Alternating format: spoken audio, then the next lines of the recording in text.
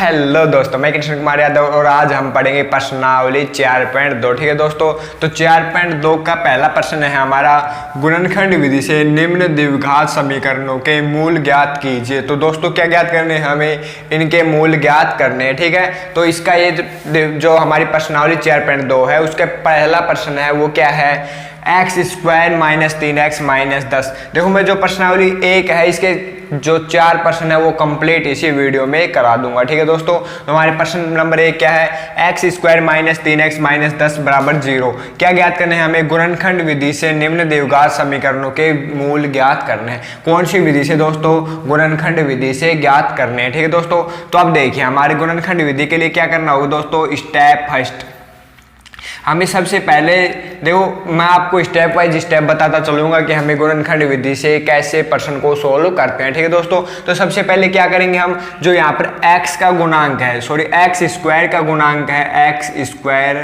के गुणांक को गुणा करेंगे किससे दोस्तों, गुणांक को गुणा करेंगे किससे, अचर पद से। किससे गुणा करेंगे, अचर पद से। तो कीजिए दोस्तों, हमारे पास यहाँ पर एक्स स्क्वायर का गुणांक कितना है दोस्तों, 1 है, और यहाँ पर अचर पद कितना है 10। तो कितना हो गया दोस्तों, 10 को 1 से गुणा करूंगा तो कितना आ गया 10। कितना आ गया दोस्तों 10।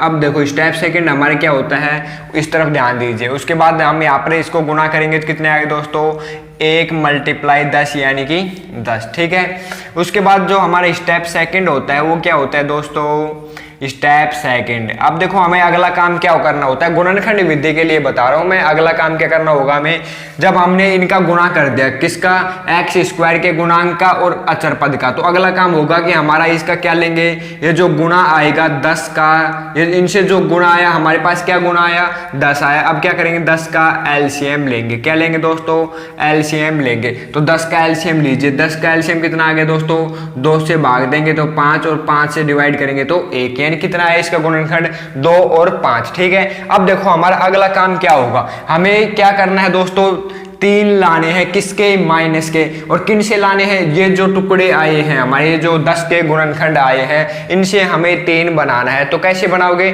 और किसके 3 आने चाहिए, माइनस के 3 आने चाहिए। तो कैसे बनाओगे दोस्तों, यहाँ पर क्या है हमारे पास 5 है, 5 में से अगर मैं 2 घटा दूं तो कितने आ जाएंगे, कितने आ जाएंगे दोस्तों, देखो हमें किसके 3 चाहिए, माइनस के 3 चाहिए। तो माइनस के 3 के लिए क्या करना होगा हमें, माइनस के 5 में से अगर मैं 2 जोड़ दूं, माइनस के 5 में अगर 2 जोड़ दूं तो कितने आ जाएंगे दोस्तों, माइनस के 3 बच जाएंगे। तो हमें किसके 3 मिल गए, माइनस के 3 मिल गए। अब अगला स्टेप क्या होगा दोस्तों, हमारे इसका गुणनखंड लिख देना यहाँ पर 2 और 5। अब स्टेप जो 3 होगा वो क्या होगा दोस्तों, स्टेप जो हमारा थर्ड होगा उसमें अगला काम क्या होगा, हमें क्या करना है दोस्तों, ये जो माइनस 3x है उसकी जगह हमें ये लिखने 5 और 2। ठीक है दोस्तों, देखो क्या होता है कि गुणनखंड विधि में क्या करना होता है हमें, कि ऐसे ये जो 3x है इसके स्थान पर ऐसी संख्या रखनी है कि गुणा जोड़ने या घटाने पर तो 3x बचे। ठीक है, और ये जो संख्या रखेंगे ये इन दोनों का गुणा कितना है, आना चाहिए दोस्तों, हमारे पास 10 आना चाहिए।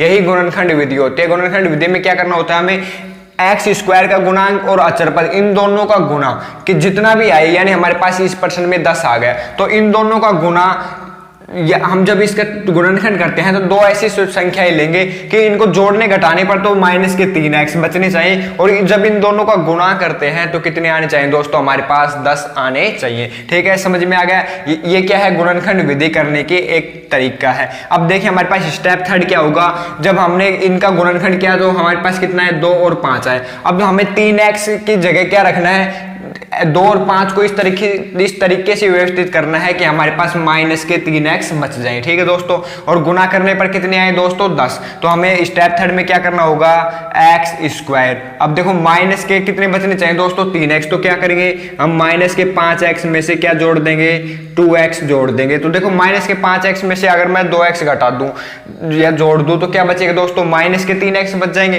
हमें माइनस के 3x ही ज्ञात करने थे, और इन दोनों का गुणा कितना होगा दोस्तों, 5 और 2 का 10 होगा, और हमारे पास भी गुणा कितना आया था दोस्तों, 10 ही आया था। तो हमारे पास क्या आ गया, x square minus 5x plus 2x।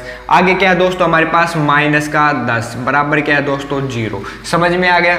अब क्या करना होगा, हमें यहाँ से x कॉमन लेंगे तो क्या आ गया x, और यहाँ से मैं x कॉमन लूंगा कितना बच गया दोस्तों 5 प्लस आगे देखो हमें यहाँ पर जो कॉमन आ गया, जो ब्रैकेट के अंदर जो संख्या आई है वही यहाँ पर आनी चाहिए, ठीक है। तो यहाँ पर क्या कॉमन लूंगा दोस्तों मैं 2, तो क्या बच जाएगा x - 5। यानी मेरे कहने का मतलब ये है कि हमारी जो ये संख्या है और ये संख्या है दोनों बराबर होनी चाहिए, ठीक है।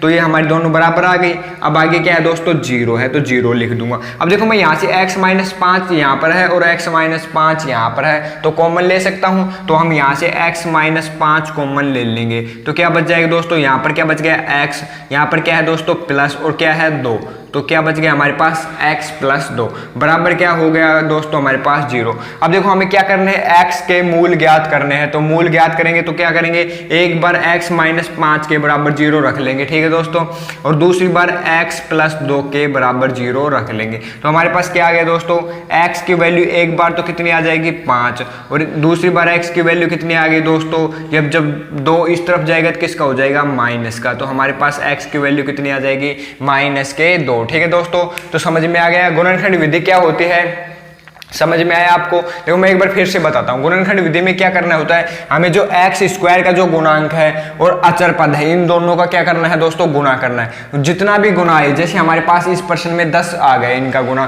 तो अब ये जो गुणा आएगा इनके ऐसे टुकड़े करने हैं, ये 10 है इसके ऐसे टुकड़े करने हैं कि जोड़ने या घटाने पर तो 3 आए और गुणा करने पर कितने आए, 10 आए। तो इसका सबसे आसान तरीका है कि आप कभी भी कंफ्यूजन में नहीं रहोगे। क्या करना होगा, हमें इस 10 का क्या करेंगे, हम एलसीएम लेंगे या गुणनखंड करेंगे, ठीक है। तो इसके गुणनखंड आएंगे 2 और 3, जो इसके टुकड़े होंगे वो इससे बाहर नहीं जाएंगे, जो इनके गुणनखंड आएंगे, ठीक है दोस्तों। तो हमें 5 और 2 से ऐसी संख्या बनानी है कि जोड़ने या घटाने पर कितने आने चाहिए, -3, और गुणा करने पर कितने आने चाहिए दोस्तों, 10। तो हम क्या करेंगे, -5 लेंगे और +2 लेंगे, तो हमारे पास ये समीकरण प्राप्त हो जाएंगे, ठीक है दोस्तों। अब इससे हम क्या करेंगे, x का मान ज्ञात कर लेंगे। समझ में आ गया, बहुत ही आसान है दोस्तों, ठीक है। अब हम चलते हैं हमारे प्रश्न नंबर 2 पर। दोस्तों हमारे प्रश्न नंबर 2 क्या है, 2x² + x - 6 बराबर 0। मैंने क्या बताया था, सबसे पहले जो स्टेप फर्स्ट बताया था, क्या करेंगे, x² का गुणांक क्या है, यहाँ पर 2 और अचर पद कितना है दोस्तों 6, इन दोनों को क्या करेंगे दोस्तों, गुणा करेंगे। तो गुणा कीजिए, कितने आ गए, 2 × 6 12 आ गए।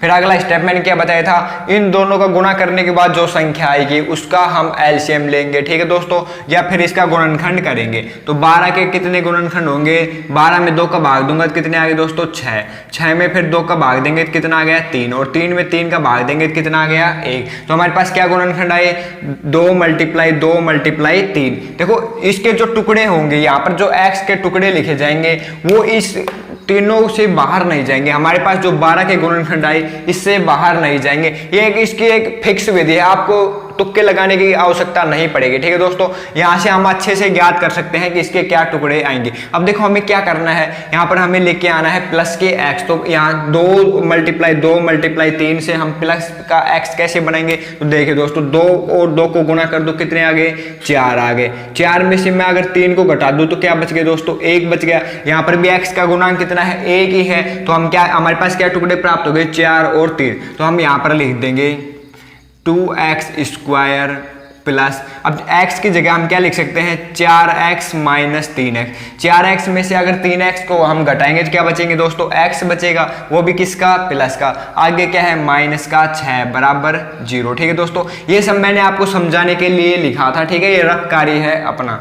अब आगे देखिए इसको क्या करेंगे, यहाँ से मैं 2x कॉमन ले लूँ तो क्या आ गया 2x, क्या बच गया दोस्तों x प्लस, यहाँ से 2x कॉमन लूंगा कितना बच गया 2। अब आगे क्या है माइनस है, तो माइनस कॉमन लेंगे और माइनस के साथ क्या कॉमन लेंगे दोस्तों 3। तो अब क्या बच जाएगा, यहाँ पर 3 कॉमन लूंगा तो प्लस का x, और यहाँ पर भी माइनस कॉमन ले लिया तो क्या बच गया प्लस। और जब 3 को 6 से डिवाइड करेंगे तो कितना आ गया दोस्तों 2 आ गया बराबर 0। अब मैंने एक बात बताई थी, हमारा जो ये पद है और ये पद है हमेशा बराबर होने चाहिए, तो ये दोनों बराबर हैं, ठीक है। तो अब क्या करेंगे, इन दोनों को क्या करेंगे कॉमन लेंगे, तो क्या आ जाएगा दोस्तों हमारे पास x + 2 हमने क्या कर दिया कॉमन ले लिया, तो क्या बच गया दोस्तों यहाँ पर 2x - 3। समझ में आ गया दोस्तों ये कैसे आया। देखो जब x + 2 यहाँ से कॉमन लिया और x + 2 यहाँ से कॉमन लिया, तो यहाँ x + 2 कॉमन ले लिया मैंने यहाँ पर, तो क्या बच गया यहाँ पर 2x बच गया। आगे माइनस है तो माइनस लगा देंगे और क्या बच गया 3 बच गया, ठीक है। अब क्या आ गया हमारे पास x + 2 और 2x माइनस 3 बराबर 0। ठीक है दोस्तों, तो एक बार क्या करेंगे, इस पद के बराबर 0 रखेंगे और एक बार इस पद के बराबर 0 रखेंगे, तो क्या आ जाएगा हमारे पास x प्लस 2 बराबर 0। ठीक है दोस्तों, और इस तरफ भी क्या आ जाएगा 2x माइनस 3 बराबर 0। तो यहाँ पर एक बार x की वैल्यू कितनी आ गई दोस्तों, माइनस के 2, क्योंकि ये 2 इस तरफ जाएगा तो किसका हो जाएगा, माइनस का। और यहाँ पर कितनी आ गई दोस्तों, 2x बराबर ये 3 इस तरफ गया तो किसका हो जाएगा, प्लस का हो जाएगा। और x बराबर क्या हो गया दोस्तों, 3/2। ठीक है, समझ में आ गया। ये 2 इसके किस में आ जाएगा, भाग में आ जाएगा। तो हमारे पास x की वैल्यू क्या क्या प्राप्त होगी, x बराबर -2 और x बराबर 3/2। ठीक है, अब हम चलते हैं हमारे प्रश्न नंबर 3 पर। तो हमारे प्रश्न नंबर 3 क्या है दोस्तों, √2x² प्लस 7x, ठीक है, प्लस 5√2 बराबर 0। हमें क्या कर ज्ञात करने इसके दोस्तों, गुणनखंड विधि से मूल ज्ञात करने। अब मैंने एक बात बताई थी आपको, क्या करना होगा, सबसे पहले x² का गुणांक क्या है, यहाँ पर √2 और अचर पद क्या है दोस्तों, 5√2। इन दोनों का क्या करेंगे, गुणा करेंगे। तो ये गुणा कीजिए, √2 को जब 5√2 से गुणा करते हैं तो कितना आ गया दोस्तों हमारे पास 5, और √2 मल्टीप्लाई √2 कितने हो जाएंगे दोस्तों, 2। कैसे हो गए, देखो हमारे पास √2 को हम क्या लिख सकते हैं, √2 को क्या लिख सकते हैं दोस्तों, 2 की पावर 1/2 लिख सकते हैं। देखो अंडरूट का मतलब ही क्या होता है, किसी भी संख्या है उसकी पावर कितनी होगी, 1/2। आगे √2 को हम क्या लिख सकते हैं दोस्तों, 1/2, सॉरी 2 की पावर 1/2। ठीक है, अब क्या कहा गया, हमें इनका गुणा करना है। तो 2 की पावर 1/2 का गुणा करना है किससे, 2 की पावर 1/2 से, यही है। तो अब देखो आधार समान है तो मैंने बताया था गाते जुड़ जाते हैं। ठीक है, तो यहाँ पर आधार क्या है 2, तो ये 2 हो गया, और गाते जुड़ जाते हैं यानी 1/2 प्लस 1/2। जब यहाँ पर देखो 1/2 और 1/2 का जब मैं एलसीएम लूंगा तो कितना आ गया, 2 आ गया, और 2 का ये 2 में भाग देंगे तो कितना आ गया 1, और 1 को 1 से गुणा करूंगा तो कितना आ गया 1। ठीक है, और यहाँ पर भी क्या आ जाएगा दोस्तों 1 प्लस 1 कितने हो गए 2/2, यानी हमारे पास 2 की पावर कितनी आ गई दोस्तों 1, मतलब कि क्या आ गया हमारे पास 2 आ गया। जब √2 को √2 से गुणा करेंगे तो कितना आएगा, 2 ही आएगा। ठीक है दोस्तों, तो आगे समझ में। अब देखिए हमारे पास जब मैंने √2 को √2 से गुणा किया तो कितना आ गया दोस्तों, हमारे पास 10 आ गया। कितना आ गया, 10 आ गया। अब मैंने क्या बताया था, हमें 10 के ऐसे टुकड़े करने हैं कि जोड़ने या घटाने पर क्या हो, 7 आए। ठीक है, और गुणा करने पर कितने आए, 10 आए। ठीक है, तो 10 के ऐसे टुकड़े क्या होंगे, तो मैंने एक सिंपल सा तरीका बताया था, क्या करेंगे 10 का एलसीएम लेंगे। तो 10 का एलसीएम लेंगे, 2 का भाग दीजिए, कितना आ गया 5, और 5 में 5 का भाग देंगे तो कितना आ गया 1। तो हमारे पास क्या टुकड़े आए दोस्तों, 2 और 5 टुकड़े आ गए। अब 2 और 5 को देखो 7 कैसे बनाए, अगर मैं 2 + 5 कर दूं, 2 + 5 कर दूं तो कितने आ जाएंगे दोस्तों, 7 आ जाएंगे। तो हम और 2 × 5 करूंगा तो 10 आ जाएंगे। तो हमारे पास दोनों कंडीशन सही लागू हो रहे हैं। तो अब यहाँ पर इसके क्या टुकड़े प्राप्त हो गए, √2x²। 7 की जगह हम क्या लिख सकते हैं दोस्तों, 5x + 2x प्लस 5√2 बराबर 0। ठीक है दोस्तों, समझ में आ गया। अब देखो यहां से इन दोनों में से क्या कॉमन आ सकता है दोस्तों, x कॉमन आ सकता है। तो क्या बच गया, √2x प्लस क्या बच गया दोस्तों, 5x में से x कॉमन लूंगा तो क्या बचेगा 5, प्लस है तो प्लस। आगे क्या कॉमन लूं मैं इन दोनों में से, यहाँ पर और यहाँ पर से क्या कॉमन ले सकते हैं हम दोस्तों, यहाँ से हम कॉमन ले सकते हैं √2। ठीक है, देखो 2 को हम क्या लिख सकते हैं, √2 मल्टीप्लाई √2 लिख सकते हैं या नहीं लिख सकते, बताइए। मैंने अभी बताया था कि 2 को √2 और √2 मिलके क्या होते हैं दोस्तों, 2 होते हैं। तो हम यहाँ पर देखो ये जो 2x है इसको क्या लिख सकते हैं दोस्तों, √2 मल्टीप्लाई x लिख सकते हैं। इस 2x को हम क्या लिख सकते हैं, √2 मल्टीप्लाई x लिख सकते हैं। और जब मैं √2 कॉमन ले लूँ तो क्या बच जाएगा, √2x बच जाएगा, तो ये हटा देंगे। ठीक है, तो हमारे पास क्या बच गया दोस्तों, √2x। ठीक है, यहाँ पर क्या बच गया, √2x प्लस, और जब मैं ये √2 कॉमन ले लिया तो क्या बच गया, यहाँ पर 5 बराबर 0। ठीक है दोस्तों, समझ में आ गया। अब देखो √2x प्लस 5 यहाँ पर भी समान है और यहाँ पर भी समान है। अब यहाँ पर क्या करेंगे, √2x प्लस 5 कॉमन ले लेंगे, यहाँ से कॉमन लेंगे और यहाँ से।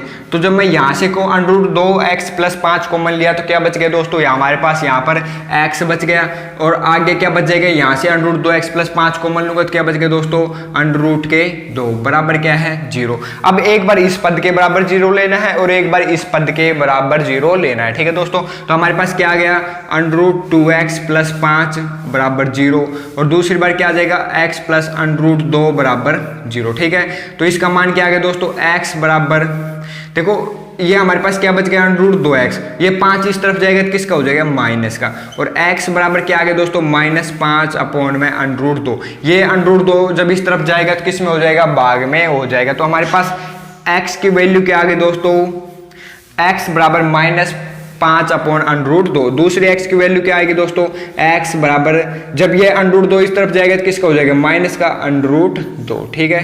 तो हमारे पास x की वैल्यू क्या क्या आई दोस्तों, एक x की वैल्यू आई -5 अपॉन √2 और दूसरी x की वैल्यू कितनी आएगी, √2 माइनस के, ठीक है। समझ में आ गया। अब हम चलते हैं हमारे प्रश्न नंबर 4 पर, ठीक है। 2x square minus x plus 1 upon 8 बराबर 0। इसका क्या ज्ञात करना है हमें दोस्तों, द्विघात समीकरण है हमारी, इसके गुणनखंड विधि से हल ज्ञात करना है, ठीक है दोस्तों। तो देखो सबसे पहले क्या है, हमारे पास 1/8 है, ये जो भिन्न की संख्या है इसको भिन्न को सोल्व करेंगे। तो कैसे सोल्व करेंगे, हम यहाँ पर 1 मान सकते हैं और यहाँ पर भी 1 मान सकते हैं, ठीक है दोस्तों। तो इसका एलसीएम लेंगे तो कितने आ गए, 8 आ गए। 1 का 8 में भाग देंगे तो कितनी बार जाएगा, 8 बार। 8 को 2 से गुणा करूंगा तो कितने आ गए दोस्तों, 16x स्क्वायर, माइनस 1 का 8 में भाग देंगे तो कितनी बार, 8 बार, और x को 8 से गुणा करूंगा तो 8x, प्लस में 8 का 8 में भाग देंगे तो कितनी बार, 1 बार, और 1 को 1 से गुणा करूंगा तो 1 आ गए, बराबर क्या है दोस्तों 0। अपॉन में इसके भी 1 मान सकते हैं। अब इनका क्या करेंगे दोस्तों, वजर गुणा करेंगे, इसका इससे गुणा करेंगे और इसका इससे गुणा करेंगे। तो क्या आ जाएगा हमारे पास, 16x square minus 8x plus 1, ठीक है दोस्तों।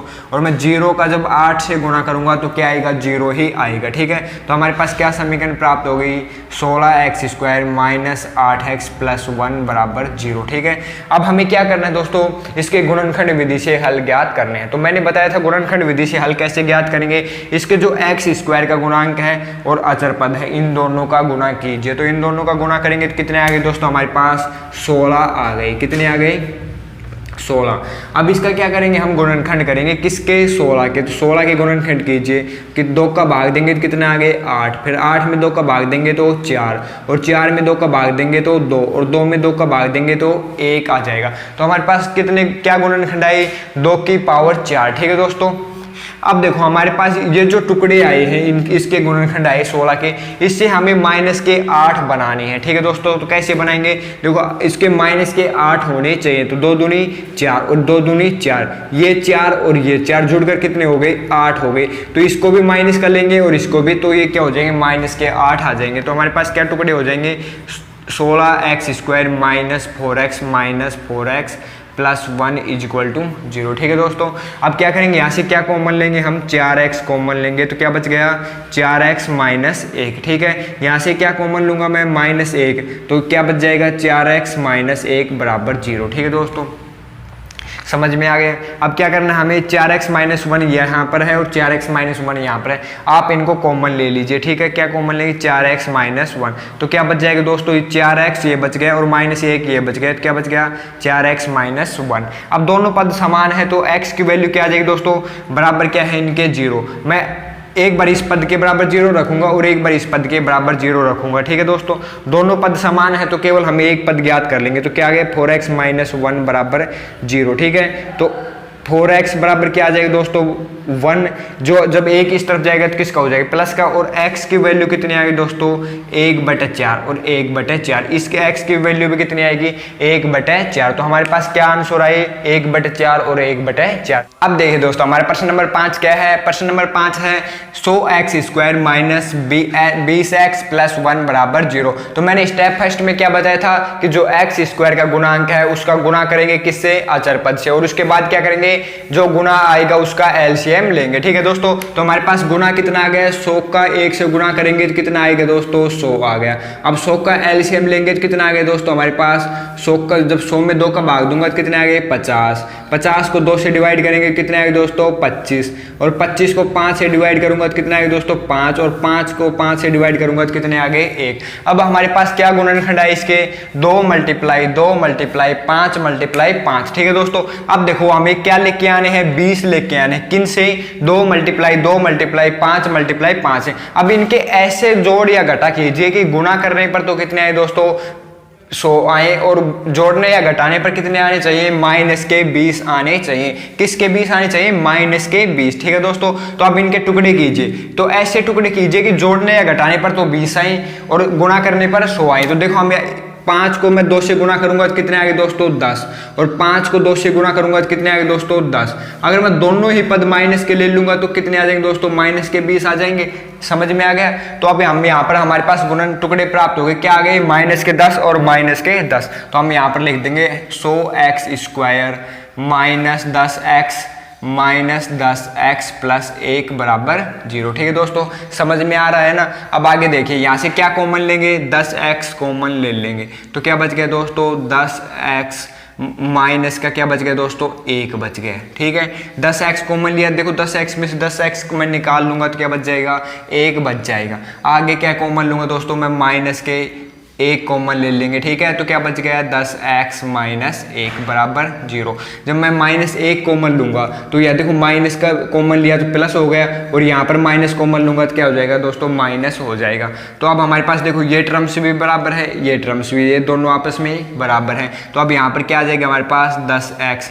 जब मैंने 10x माइनस 1 कॉमन लूंगा अब यहाँ से, तो ये पद और ये पद एक साथ आ जाएंगे और क्या बच जाएगा दोस्तों, 10x माइनस 1। ठीक है, तो अब हमारे पास क्या है, इसके बराबर 0 है। तो अब क्या कर ज्ञात करना है, हमें एक पद बराबर 0 रखना है और दूसरे पद भी बराबर भी 0 रखना है। तो क्या आ जाएगा, 10x माइनस 1 बराबर 0, और दूसरा भी क्या आ जाएगा, 10x माइनस 1 बराबर 0। तो x की वैल्यू क्या आ गई दोस्तों, हमारे पास 10x बराबर क्या आ गई, 1, और x बराबर 1/10। और दोनों पद समान है तो यहाँ पर भी x बराबर कितना आ जाएगा, 1/10। ठीक है दोस्तों, तो हमारे पास देखो x की वैल्यू क्या आई, 1/10। समझ में आ गए दोस्तों। देखो गुणनखंड विधि में क्या करना होता है, हमें अचर x² का गुणांक और अचर पद को गुणा करेंगे और उसके ऐसे टुकड़े करेंगे जिससे जो गुना आएगा उसके गुणनखंड करेंगे, और उस गुणनखंड से ऐसे टुकड़े बनाएंगे कि जोड़ने या घटाने पर तो x का गुणांक है वो आए, और गुणा करने पर जो हमने x² और अचर पद का गुणा किया था वो आना चाहिए। ठीक है दोस्तों, अगर वीडियो पसंद आई हो तो लाइक जरूर कर देना। मिलते हैं नेक्स्ट क्लास में।